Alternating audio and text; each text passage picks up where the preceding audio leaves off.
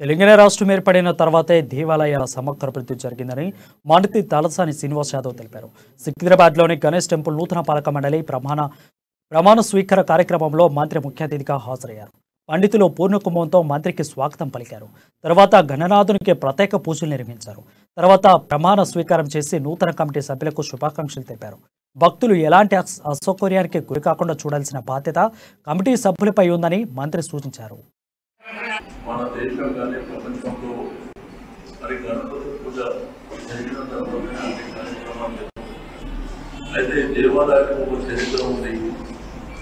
మన రాష్ట్రంలోనే కాకుండా ఉమ్మడి ఆంధ్రప్రదేశ్లో కూడా గణపతి దేవాలయానికి చాలా ప్రత్యేకత వస్తుంది.